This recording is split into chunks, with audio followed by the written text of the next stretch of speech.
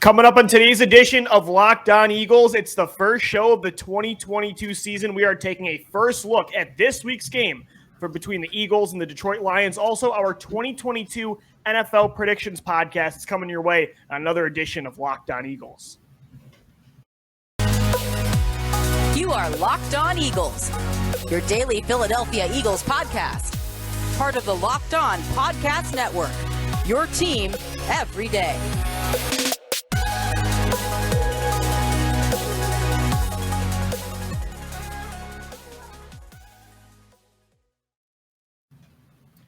We thank you so much for making Locked On Eagles your first listen each and every day. Welcome in, Eagles fans. I'm Louie DiBiase. He's Gino Camilleri, and today's podcast is sponsored by Prize Picks Daily Fantasy. If you deposit $100, Prize Picks is going to match you $100. You deposit $50, they're going to match you $50. Enter the promo code Locked On and sign up for an instant deposit match up to $100. Gino, let's go, man. It's the first show of the 2022 regular season. We're taking a first look today at the Week 1 matchup between the Philadelphia Eagles and the Detroit Lions this Sunday at 1 o'clock, man. We made it. It was a super fun offseason, but I am so happy to start getting into game mode, man. It's been a long time coming. The offseason felt like it took forever, but also it went really fast at the same time. I don't know. That's just kind of how it works, and we made it, man.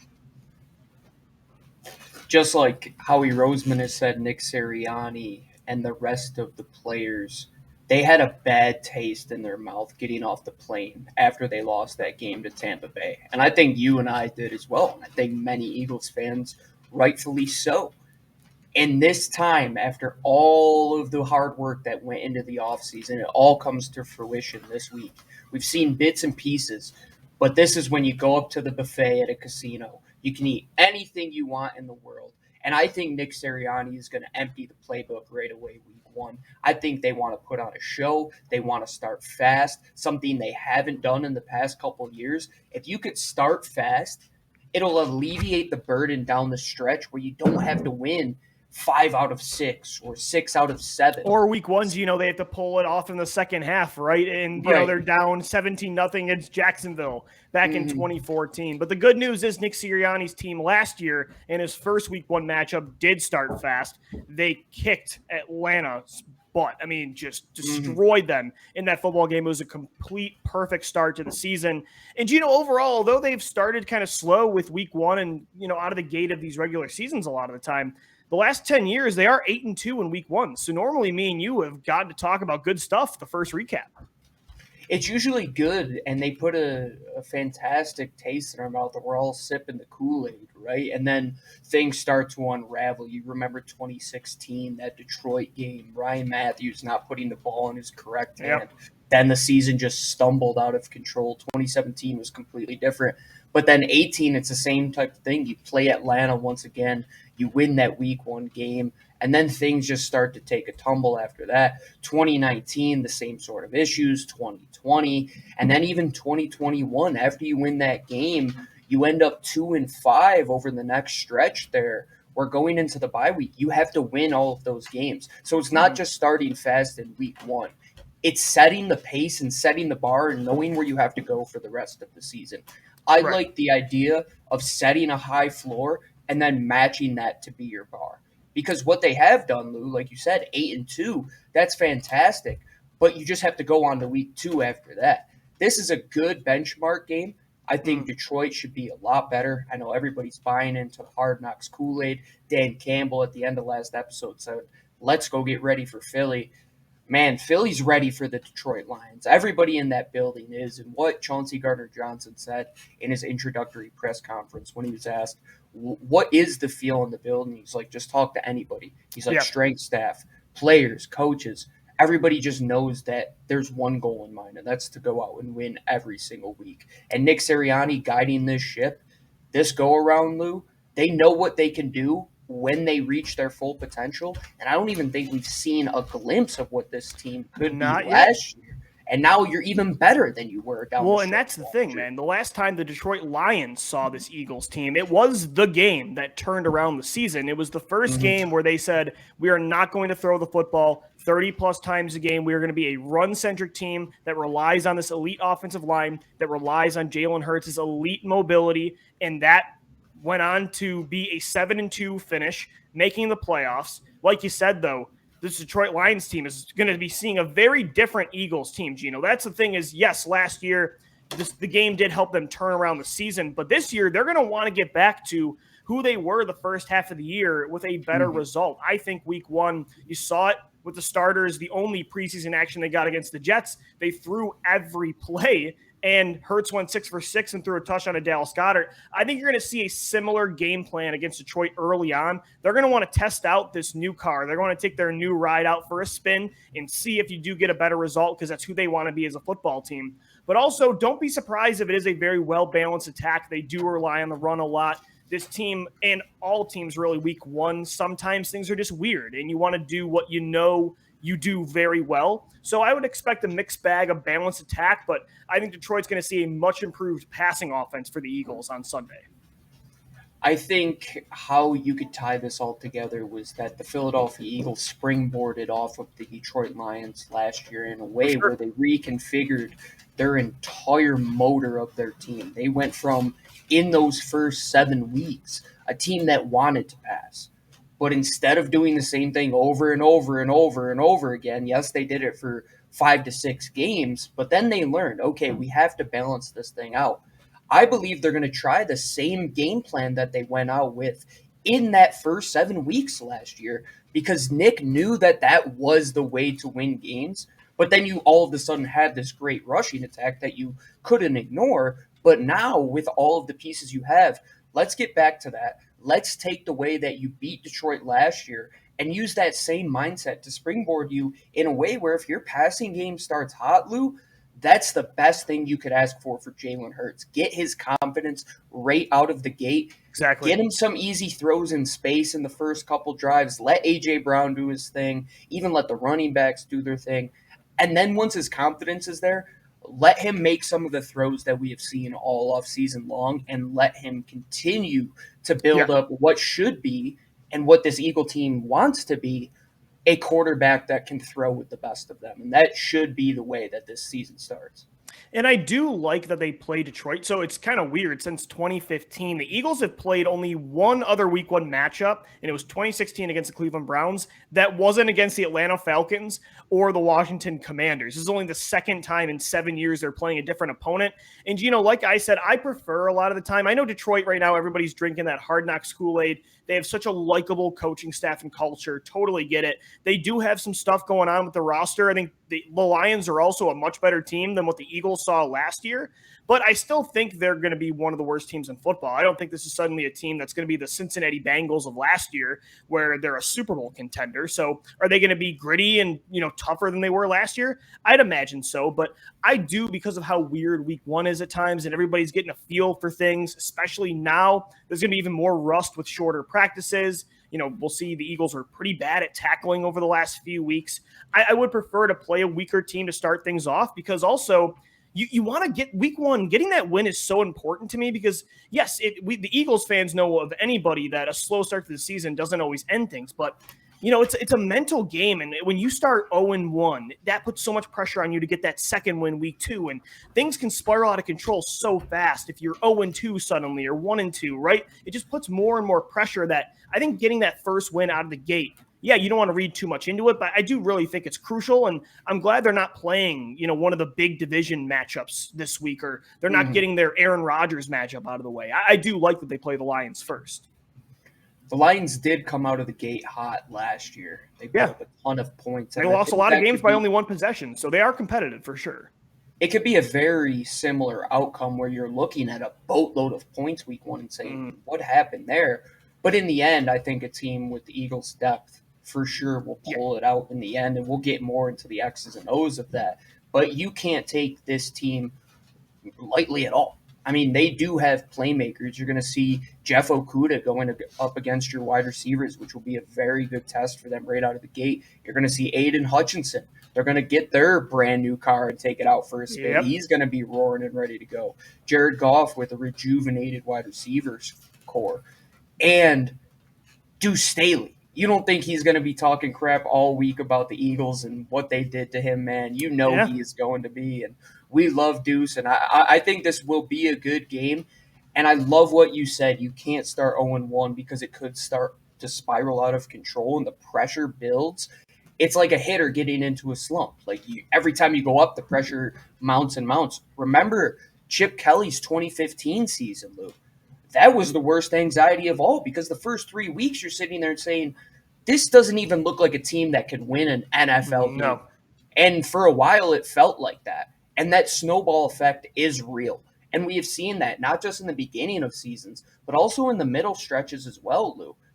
That happens. It happened to the Eagles last year. It happened to them the few years before that where they had to get right at the end of the season and go on these miraculous stretches. Start hot, get the confidence up, and just get that initial monkey off your back because it's 9-10 months of buildup after that playoff game.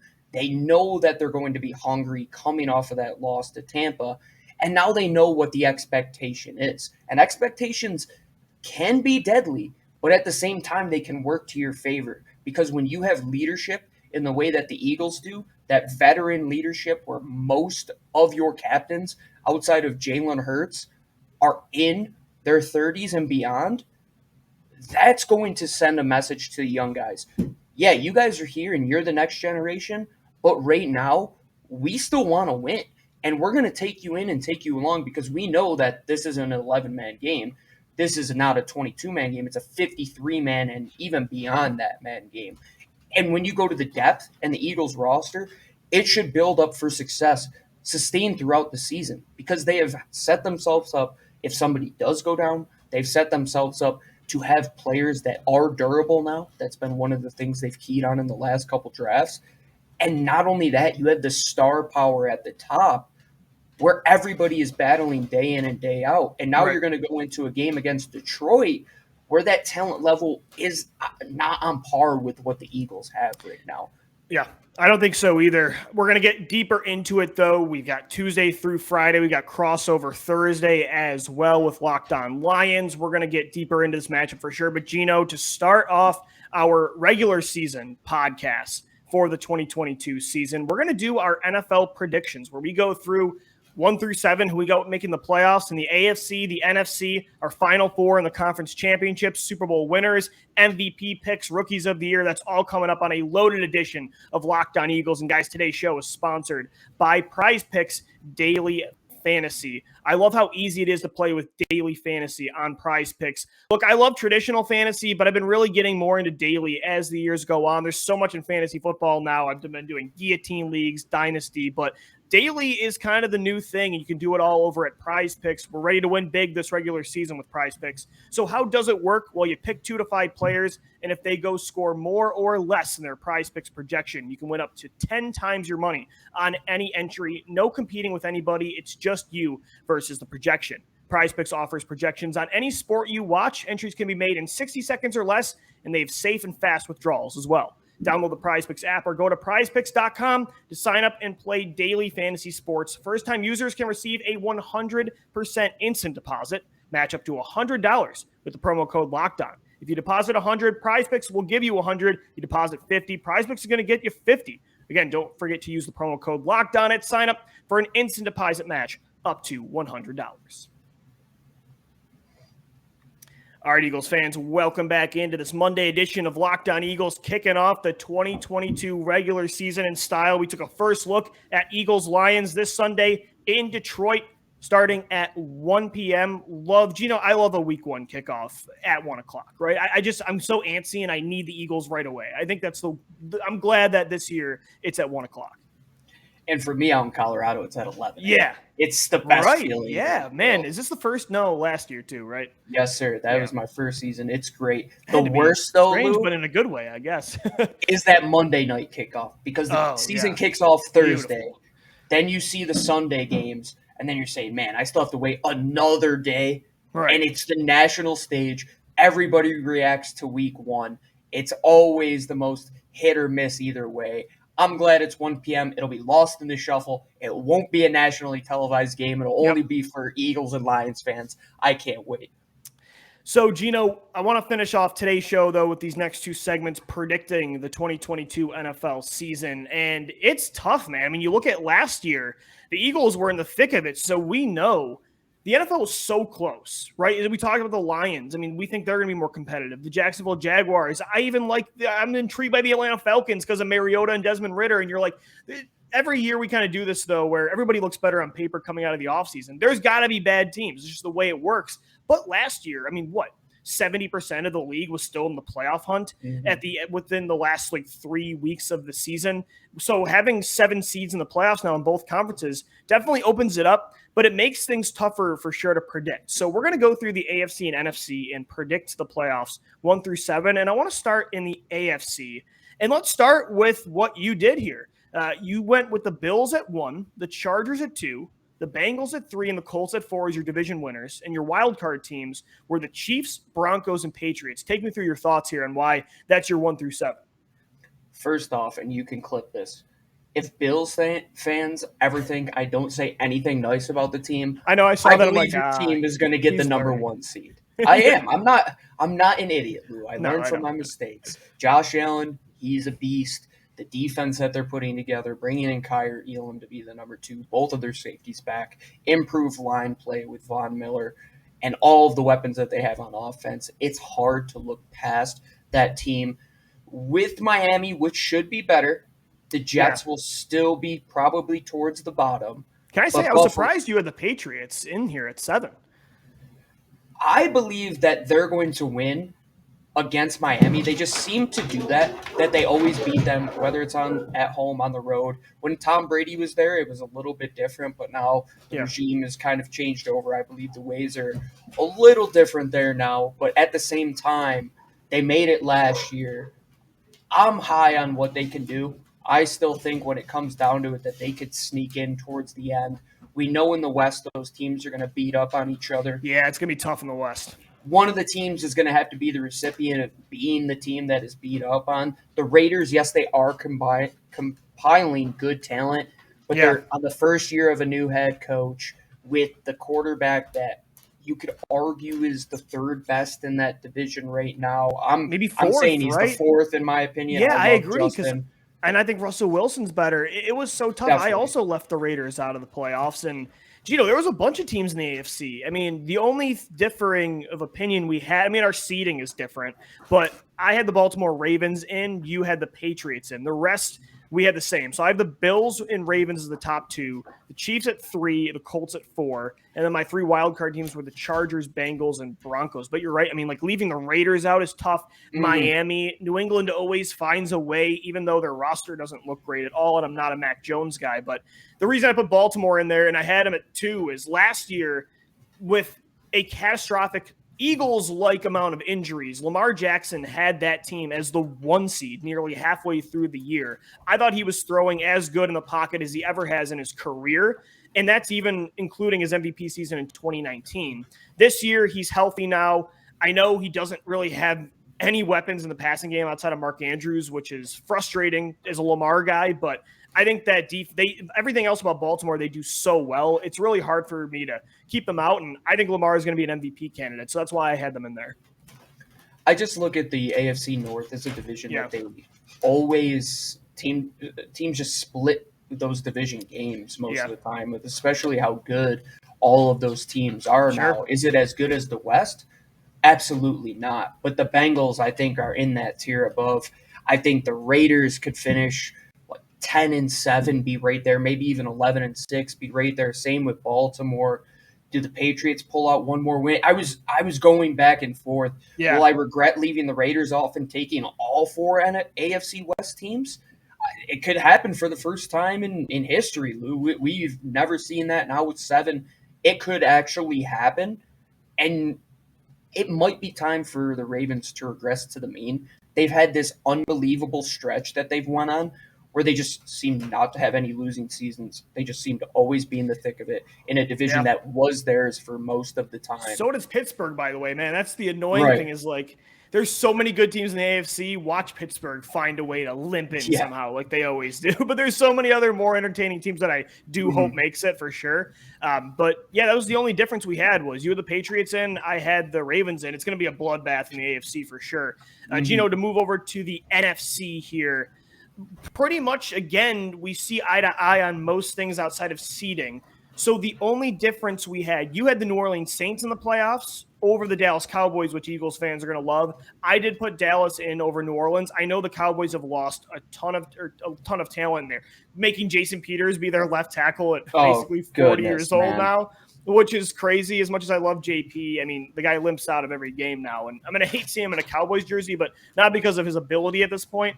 But I do think they're so extremely talented. They're top heavy, but they do have a lot of stars on both sides of the ball that I threw them in there. But I put the Eagles as division winners. So did you. We both have them as the 3 seed. And look, their roster is better than Dallas and Washington's. I don't know if their quarterback upside is better than those two teams, but overall, the Eagles have the highest ceiling and maybe the highest floor too, right? So I think we were smart to have them be the division winners.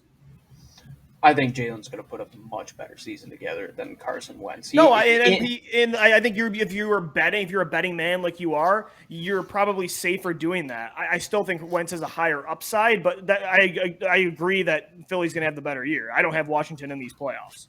No, I can't do it back-to-back years and bite my – cut off my nose to spite my face. Yeah, I did. Oh, wow. Yeah, I put them, I believe, as the division winners. The roster is good, man. I mean, it is good. So I don't think it was crazy then. They're going to be competitive this year, but I think you were probably right if you were going to put another wild card team in. Removing the Cowboys, the Saints. They're talking about a great roster with a questionable quarterback, but I mean, before Winston got hurt last year, they were looking pretty good. I look at Dallas not against Philadelphia, but against New Orleans when I was doing this. And pound for pound, it's tough to pick many positions where Dallas is better than New Orleans right now. Yeah, that's a fair point. Especially on the defensive side of the ball. They just have much more depth up front. They have unbelievable linebacker play. We know how good their defensive secondary is.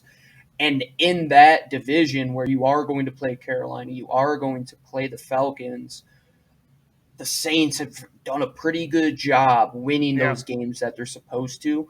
They have a tough time beating Tampa. We know that. I still think Tampa goes out there. They get the 2 seed. LA gets the 1 seed. The reason I put the Eagles ahead of Green Bay is because where the Eagles got better, Green Bay has taken a step back by losing the best wide receiver in football. That's right. Not somebody easy to replace at all. They lose one of their best edge rushers to a division opponent. Mm-hmm. That's tough to replace. But at the same time, they have the best quarterback outside of Tom Brady. And the worst division, probably. I mean, I don't know. The reason, that's the thing is they get to play Detroit twice, Chicago twice, and Minnesota. So there's 6 wins right there. Right. And Tampa kind of has the same thing, but they at least have New Orleans. And I guess you could say New Orleans and Minnesota are kind of in the same tier. So Tampa and Green Bay are kind of in the same boat. I do totally get what you're saying with the Packers' losses this offseason, but the division and the best quarterbacks, that's why I put Tampa Bay and Green Bay as the top 2 seeds. So I have LA as the 4 with the Eagles as the 3. LA's got the toughest division, right? I mean, Seattle's horrible. I mean, they might be the worst team in the conference, but having to play Arizona twice and San Francisco twice, 2 teams we both have in the postseason as well, that's brutal. And you look at how well the Niners performed against the Rams in back-to-back weeks and back-to-back games in big-time moments to get into the playoffs one and then lose in a close matchup to the inevitable and the future Super Bowl champions. And that roster, you have to believe, with the arm strength of Trey Lance and the athleticism is only going to make that offense that much more dynamic. I agree. Their defense is still going to be as good as ever with how awesome their defensive line is going to be. All of those teams are going to be in the playoffs. I don't even think it's a question of if, it's when they clinch the playoffs. And that 7 seed to me is really what is up for grabs. And this goes back to our conversation earlier in the offseason when I posed the question, is Jalen Hurts one of the top 6 quarterbacks in this conference?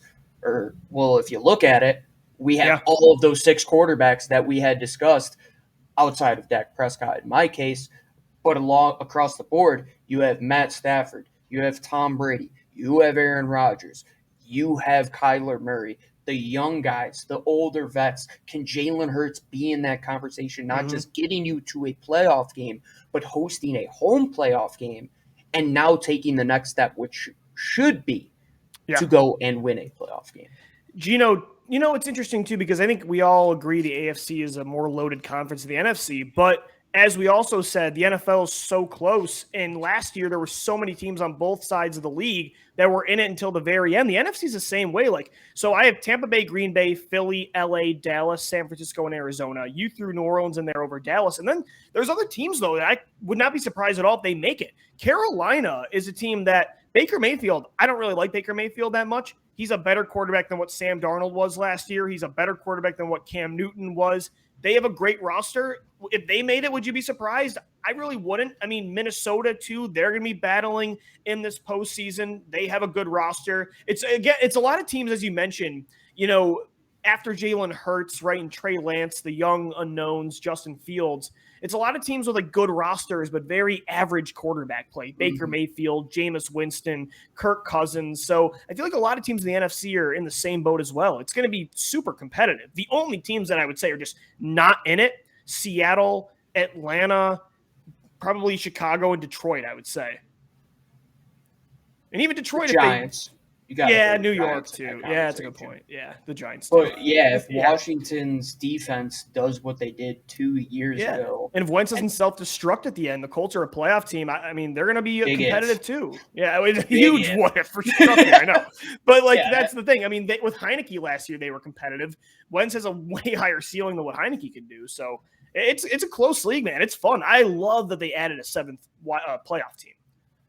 It definitely changes a lot, and it makes winning down the stretch that much more important. Yeah. And it makes those games in week 17 and 18 where we used to complain all the time about why are they putting the backups in, and we'd have to watch this meaningless game in the Super Bowl year against Dallas. You lose 6-0 in one of the most forgot about games in Eagles history, let's say. Yeah. But now those games matter. That week 18 game between the Niners and the Los Angeles Rams last year, Lou, could arguably be a top 3 game played all season. There's a reason the NFL loaded up those matchups being a lot of division games. I mean, they know that it's going to be super competitive for sure. Gino, so let's do this. Final 4 and where you have the Eagles finishing, since we both have them in the playoffs. All right, Final 4 in the AFC. Or you want the final 2? So 2 conference championships, and then what's our Super Bowl matchup in the winter? Okay. Can you pull up the AFC board? Yes, I can. Do this because I don't want to cheat the system here. I want to make sure it's all good. Let's pull that up. Here you go, good sir. AFC. All right. So let's walk through this. I think the Chargers will beat the Patriots. I believe Denver will upset the Bengals. Kansas City will beat the Colts. So then moves on. Buffalo will play Denver. Yep. The Chargers will play Kansas City. The Chargers will beat Kansas City. The Bills will beat the Broncos. Josh Allen and Justin Herbert in the conference championship? Justin Herbert will take the first Go Ducks championship. It's the only good thing I got to say about the Ducks this weekend. I had to pump up their Bo Nix, man. I'm so sorry. But we knew I know. We knew it was coming. He who shall not be named. The Chargers make the Super Bowl in the AFC with the Bills, the runner-up. What about the NFC? Let me pull that up for you as well. All right, so who do you got in the finals? This is the one. Tampa will be playing the Saints. They will upset the Saints.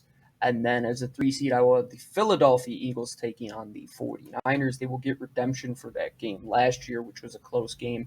Green Bay will be playing Arizona. I believe Arizona finally puts it together. They beat Green Bay. The next week, LA will be taking on the Arizona Cardinals, where they will also beat them, of course. The Philadelphia Eagles. Tough to bank on the Cardinals winning that late in the season. Ever. The Philadelphia Eagles will play the Tampa Bay Buccaneers. And they will have redemption yet again. Back-to-back redemption games. You have them going to the NFC Championship. I do.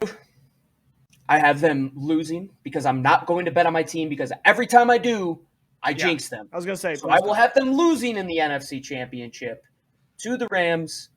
The Battle of LA. Herbert will beat the Los Angeles Rams. The Chargers win the Super Bowl. I love Justin Herbert. So I do have the Eagles also winning a playoff game. I also would have them playing at home against the San Francisco 49ers. Jalen Hurts against Trey Lance. I would have the Eagles winning that game. I think in the divisional round, though, they are going to get beat by a more superior passing attack, a more superior quarterback, whether that's Tampa Bay, Green Bay, LA. I think that's a great year, though. Another step in the right direction, getting a playoff win.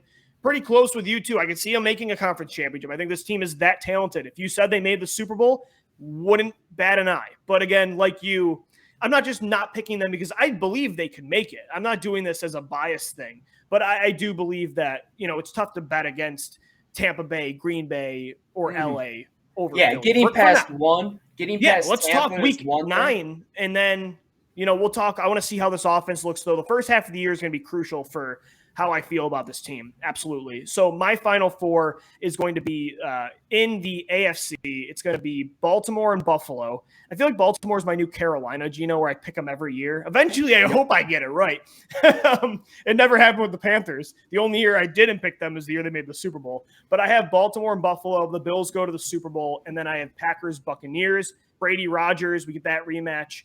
And we get a Brady versus Buffalo, which Western New York is going to love this Super Bowl. And I do have the Bills winning it all. I think Buffalo, my this gosh, year, you're such a Buffalo homer. I'm not a homer. I've never been a fan. I've been a diehard Eagles fan my whole life. Until you live in the city limits of Philadelphia, you're a homer for the Buffalo. I think they're going to redeem what happened last year. I think they should have won it all last year. And Josh Allen, it's tough to bet against. Outside of Patrick Mahomes, the best quarterback in football. So I can't wait, for sure. So before we wrap up the podcast, though, who do you think are going to for individual awards? Do you have an MVP like right now? Are you going to put some money on MVP at Bet Online?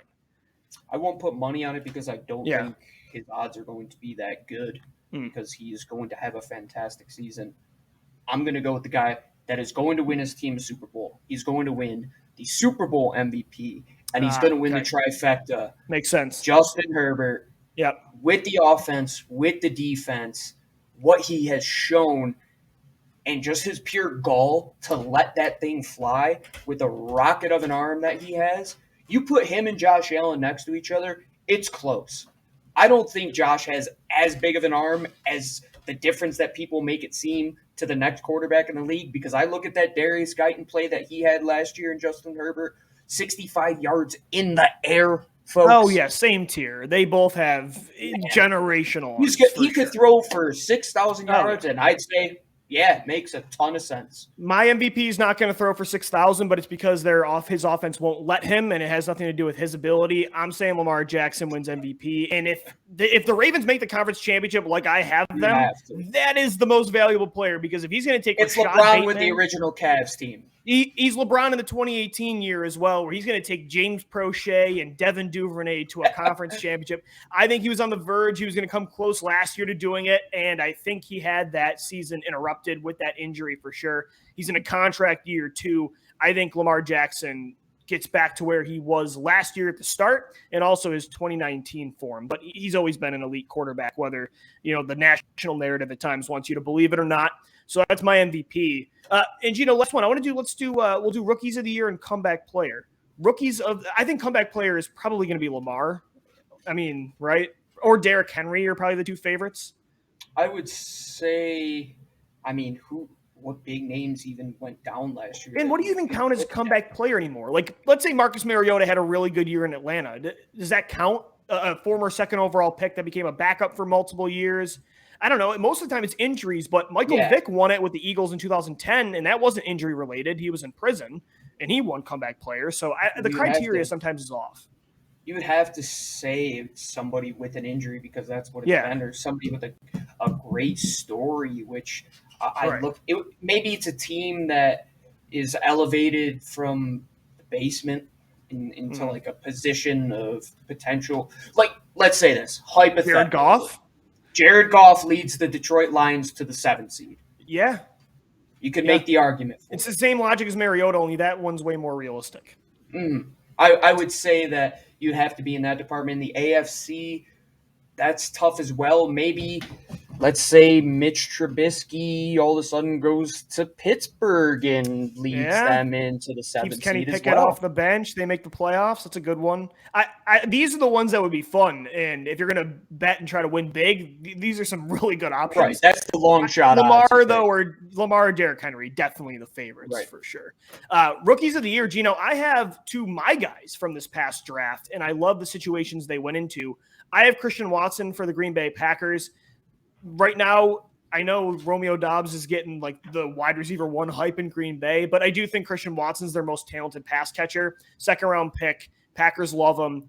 The back-to-back MVPs, number one target maybe. I like those odds. And then I have Jermaine Johnson winning it for the Jets, the Florida State edge rusher, late first-round pick.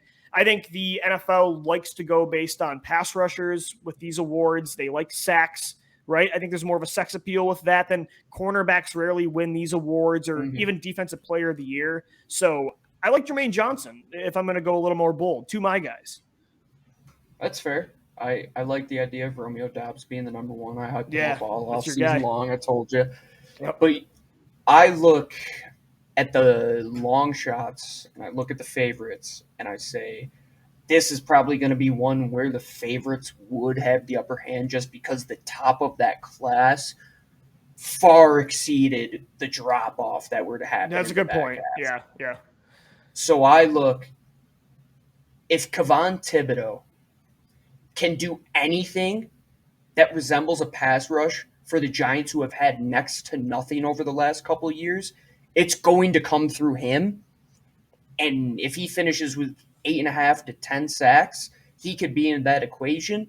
I think you can make the case for, of course, Aiden Hutchinson with the lack of what Detroit had there as well. Those are the easy ones. You could even make the case for Devontae White. I mean, I mentioned that Zadarius Williams just left Green Bay. Preston Smith on the outside is really the only one there that they have. They have Rashawn Gary. How are they going to utilize Wyatt in that defense? If he comes in there and has anywhere near the production that he had last year at Georgia with inside that defense, we know the numbers won't be flashy, but that's a long shot you could look at. I'm looking at him or KT on the offensive side of the ball.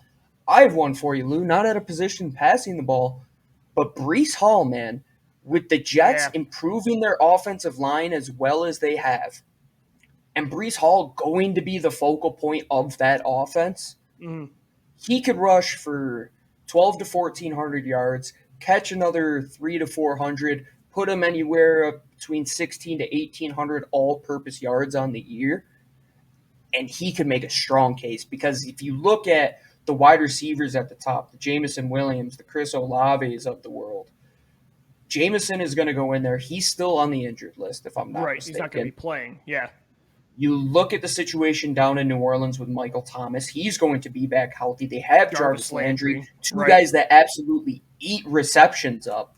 Drake London's got bad quarterback play, right? So exactly. So if you look at guys, you look at volume, you look at guys that are going to be a focal point. Right. Najee Harris last year is what I envision Breece Hall being this year. Yeah, that was my logic too with Christian Watson. I think you could also say Treylon Burks in that way too with the Tennessee Titans. Stays on the field. If he's got to stay on the field replacing A.J. Brown, we'll see how much Tannehill, I'm sure, is going to utilize Robert Woods a lot too. And they run the ball a lot. A.J. win comeback player of the year? I don't know if that would count. He went down with an injury. But he played most. Yards. Yeah, I don't know. Again, it's really I don't know what the guidelines I don't know what the are criteria. There's no blueprint. They kind of just wing everything. So who knows, man? But we're going to post these official predictions with the teams, playoffs, Final Four, individual awards on Twitter. Make sure you hit us up at Locked On Birds, at GC24_football, and at DiBiase LOE. Let us know what you think about our predictions. We want to hear yours as well. And we thank you so much for making Locked On Eagles your first listen each and every day. Make sure you subscribe to the podcast because from now, pretty much the entire season anyway, but off season too. But from now until the end of the season, we've got a show for you Monday through Friday on all podcast platforms and on YouTube as well. Tomorrow, we'll dive deeper into the matchup against the Lions, so stay tuned. We'll be back tomorrow. Make sure your second listen, though, for now, is the Ultimate Pro Football Preview 2022, an 8-episode extravaganza to get you ready for the NFL season. The local team experts of the Locked On Podcast Network, plus a betting angle from Lee Sterling of Locked On Bets, all combining into one Ultimate NFL Preview. Search for Ultimate Pro Football Preview 2022 on your Odyssey app, YouTube, or wherever you get your shows. For Gino Camilleri, I'm Lou DiBiase signing off. As always, thank you for downloading Locked On Eagles. Thank you for watching and listening, and let's go Birds. Fly, Eagles, fly.